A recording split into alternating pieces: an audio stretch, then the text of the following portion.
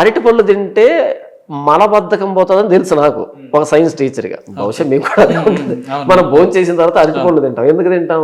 భోజనం సరిగ్గా డైజెస్ట్ అవుతుంది, మలబద్ధకం పోతుందని తింటాం.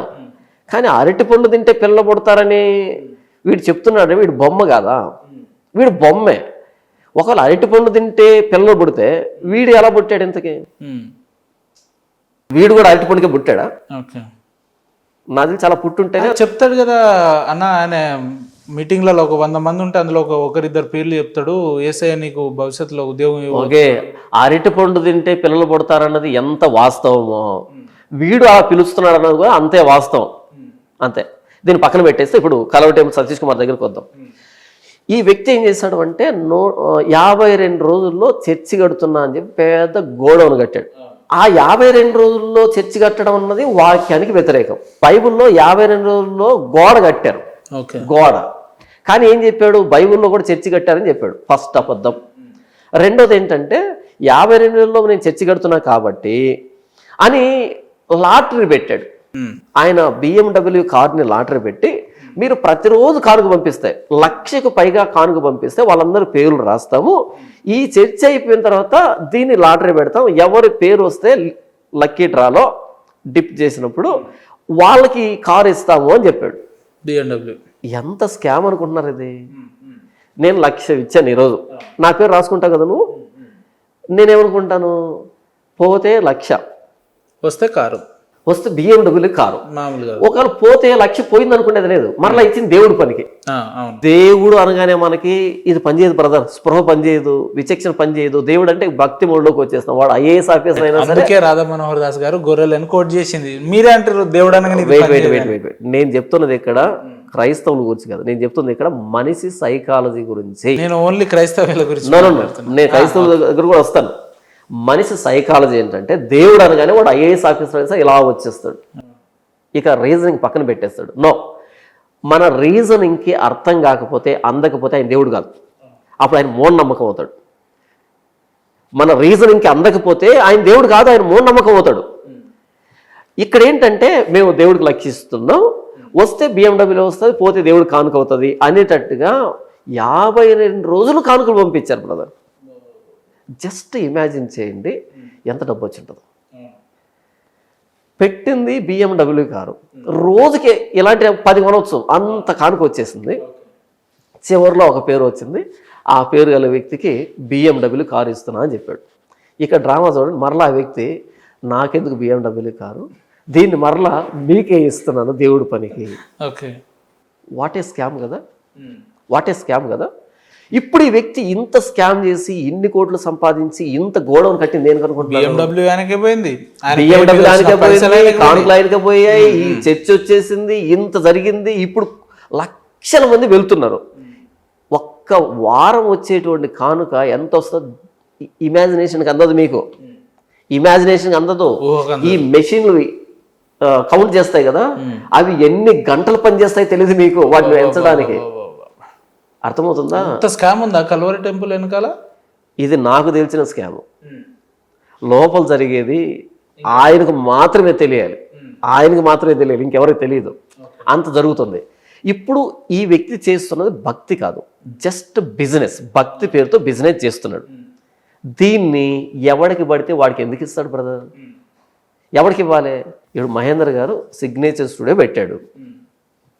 ఆయన తదనంతరం ఆయన కుర్చీలో ఎవరు కూర్చోవాలని కోరుకుంటాడు? ఆయన వారసత్వం, ఎవరో దారిని ఎవడు వచ్చి కూర్చుంటే ఒప్పుకుంటాడేంటి? ఆయన కొడుకు కూర్చోవాలని కోరుకుంటాడు. ఇదో తప్పేమైనా ఉందా? తప్పేమీ లేదు కదా. అలాగే కలవరి టెంపుల్ సతీష్ కుమార్ కూడా ఆయన బిజినెస్ చేస్తున్నాడు కాబట్టి, భక్తిని బిజినెస్గా మార్చుకున్నాడు కాబట్టి, ఆయన ఒక ఎంపైర్ని స్థాపించాడు కాబట్టి, సామ్రాజ్యాన్ని స్థాపించాడు కాబట్టి ఆయన కొడుకే ఆ ఎంపైర్ని రూల్ చేయాలనుకుంటాడు. మరి బిజినెస్ చేస్తున్నప్పుడు క్రైస్తవ సమాజం ఎందుకు ఆయనని ఇంతలా ఆరాధిస్తుంది? ఎందుకు నమ్ముతలేరు? లేదంటే ఆయన చెప్పిన మాటలు ఎందుకు నమ్ముతున్నారు? లేదంటే ఈయన ఇలా స్కామర్ అని చెప్పి ఎందుకు వాళ్ళు నమ్ముతలేరు అంటున్నా? Very good brother. మీరు స్కూల్కి వెళ్ళి వెనకాల భుజాన టెక్స్ట్ బుక్లు అన్నీ వేసుకొని బ్యాగులో స్కూల్కి వెళ్ళి అలా స్కూల్ని చుట్టూ తిరిగి 4 వైపులో చూసి ఒక చెట్టు కింద కూర్చొని ఇలా ఇంటికి వచ్చేస్తున్నారు అనుకోండి. 1 సంవత్సరానికి మీకు చదువు అబ్బుతుందా? ఏం చేయాలి?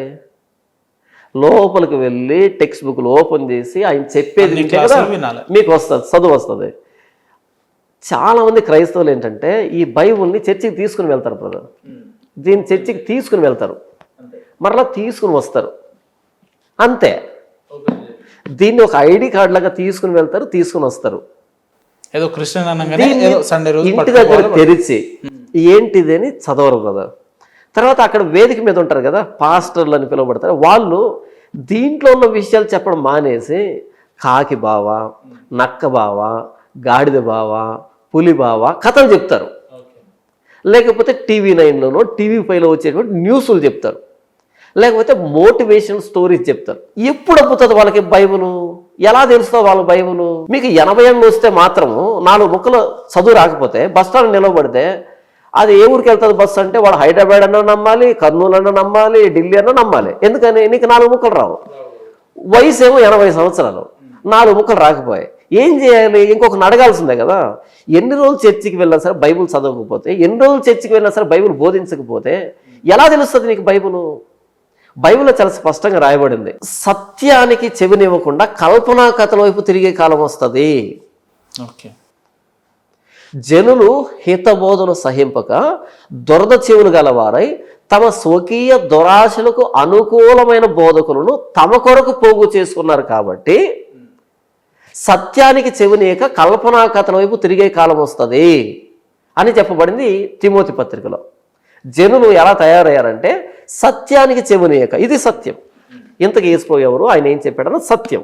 సత్యానికి చెవినియక తమ స్వకీయ దురాశలకు అనుకూలమైన బోధకులు. ఏ బోధకులు? సత్యాన్ని చెప్పే బోధకులు వద్దంట, తమ స్వకీయ దురాశలకు అనుకూలమైన బోధకులు. మీరు వెళ్ళండి కలవరి టెంపుల్కి, మీరు అప్పులతో ఉన్నారా? మీరు రోగాలతో ఉన్నారా? మీ కుటుంబంలో సమస్యలు ఉన్నాయా? మీకు కోర్టులో కేసులు ఉన్నాయా? మీకు ఉద్యోగాలు రావట్లేదా? మీకు పెళ్ళిళ్ళు కావట్లేదా? మీకు పిల్లలు పుట్టట్లేదా కదా? ఈ బైబిల్ అంతా తిరగేయండి. అలాంటి ఒక మొక్క ఇక్కడ ఉంటే కనుక నేను వదిలిపెట్టేస్తాను. యేసుప్రభు కల్వరి టెంపుల్ ఇలాంటి బుక్ ఉండదా? నేను అదే అంటున్నాను అబ్బా. బ్యాగులో టెక్స్ట్ బుక్లు వేసుకొని బడి చుట్టూ తిరిగి వస్తే రాదు చదువు. ఈ బైబిల్ని వేసుకొని అలా వీళ్ళు ఇలా వస్తుంటే రాదు.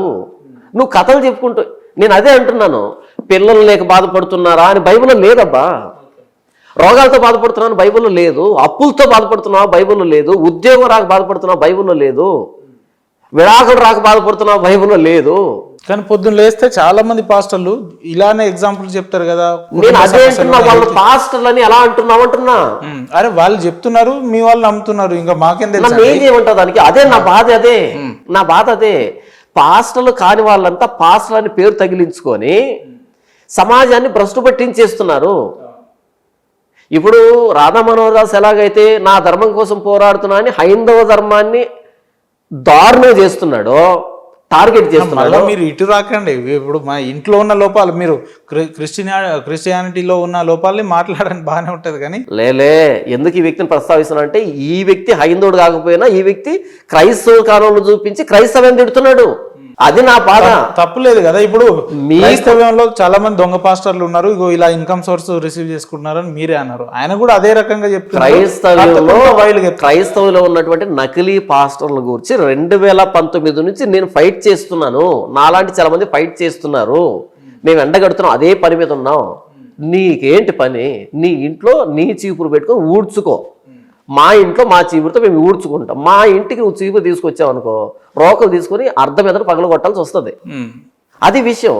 నా ఇంటిని నేను శుభ్రం చేసుకుంటా, మీ ఇంటిని నువ్వు శుభ్రం చేసుకో. ఏ నీ దగ్గర లేరా నకిలీ వ్యక్తులు లేరా? వాళ్ళ గురించి మాట్లాడబ్బా, అది నీకు మర్యాద కనిపిస్తుంది. నా ఇంట్లో ఉన్న నకిలీ వాళ్ళ గురించి నేను మాట్లాడుతున్నాను, కేసులు పెట్టించుకున్నాను, పోలీస్ స్టేషన్ చుట్టూ తిరుగుతున్నాను, కోర్టు చుట్టూ తిరుగుతున్నాను. నేను ఇక్కడ కూర్చున్నాను, కలవ టెంపుల్ సతీష్ కుమార్ అని పేరు పెట్టానా, దినకర్ అని పేరు పెట్టానా, బెల్లంపల్లి ప్రవీణ్ కుమార్ పేరు పెట్టానా, ఈ బొమ్మ తేజ అని చెప్పానా? నేనే కదా చెప్పాను. ఇక నువ్వెందుకు మాట్లాడతావు నా ధర్మం గురించి, నా విశ్వాసం గురించి?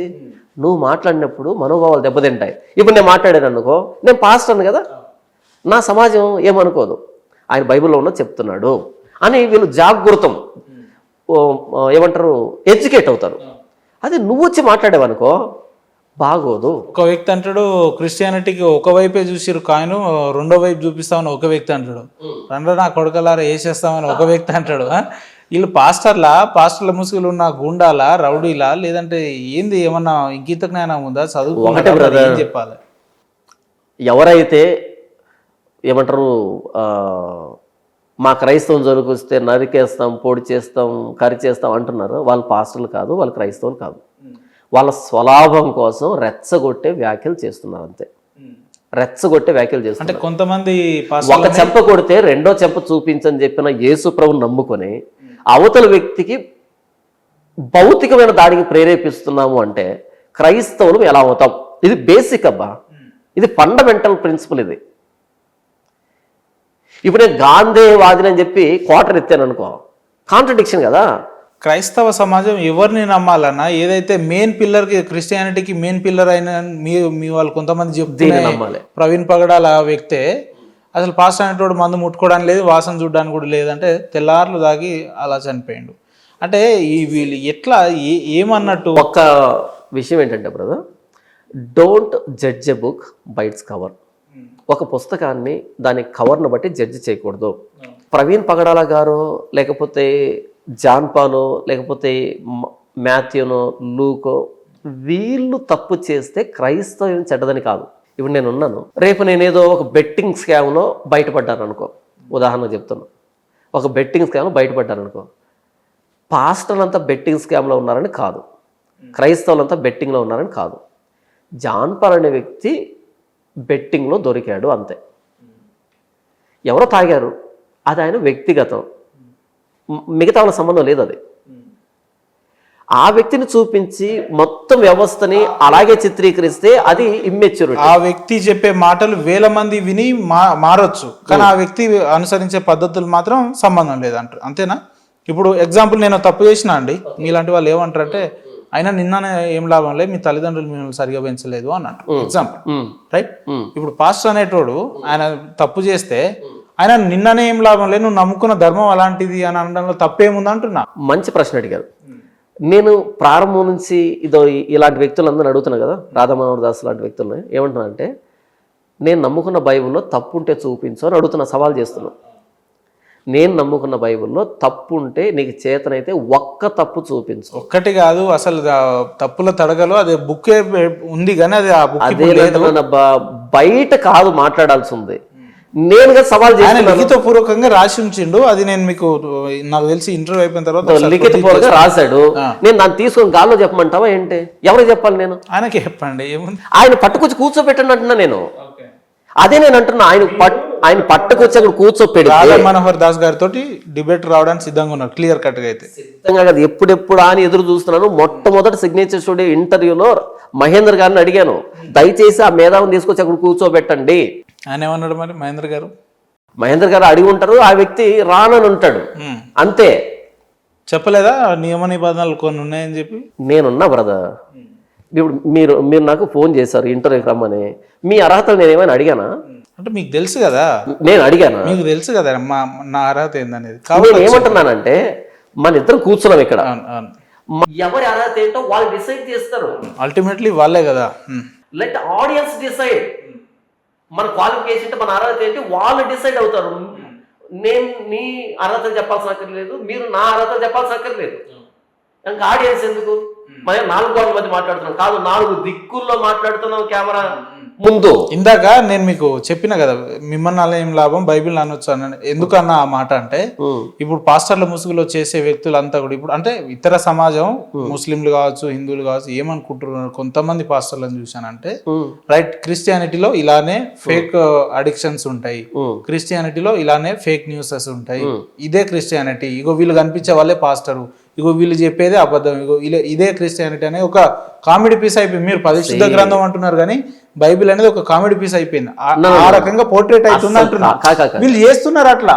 మీరు చెప్పే కొంతమంది పేర్లు 200 మంది పేరు చెప్తా అన్నారు, వాళ్ళ వల్ల ఇట్లా అయిపోయింది. చెప్తాను నేను, bad apples are everywhere. Bad apples are everywhere. ప్రతి చోట చెడిపోయిన యాపిల్స్ ఉన్నాయి, కానీ అన్ని చెడిపోయిన యాపిల్స్ కాదు, బట్ చెడిపోయిన యాపిల్స్ ఉన్నాయి. బైబిల్ కామెడీ book చెడిపోయిన కాదు. వ్యక్తులు అందరూ క్రిస్టియానిటీని నమ్ముతారు, బైబిల్ని నమ్ముతారు అని చెప్తా నేను. వినండి ఒక చెప్తాను. వ్యక్తి అంటాడు, నేను గతంలో బాగా డ్రగ్స్ తీసుకున్నా, అమ్మాయిలతో పోతుండే, నేను దాని దగ్గరకు వస్తాను. కేసులు చేసిన అంటాడు. నేను దాని దగ్గర కోసం ఫస్ట్ ఒక స్టేట్మెంట్ క్లియర్ చేద్దాం. మీరు ఏమన్నారంటే బైబిల్ని కామెడీ బుక్ అన్నారు. ఇది కామెడీ బుక్ ఎప్పుడవుతుందంటే ఇందులో కామెడీ ఉంటే ఇది కామెడీ బుక్ అవుతుంది.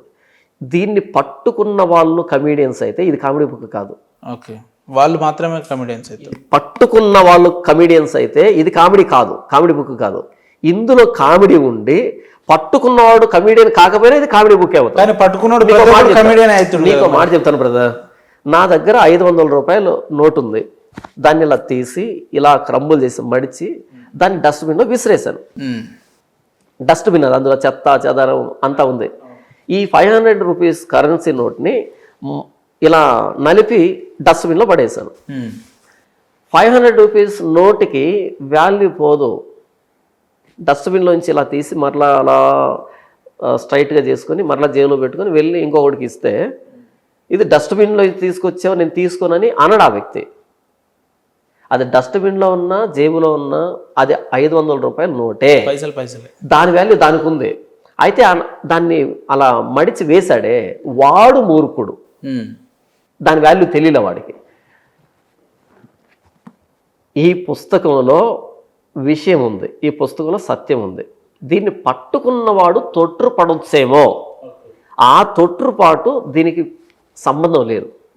ఇది తొట్టుపడవని చెప్పలే, బాగు చేసేదని చెప్పింది అది. దీన్ని పట్టుకున్న వ్యక్తి తొట్టుపడవచ్చు జీవితంలో, దాన్ని దీనికి ఆపాదించదు.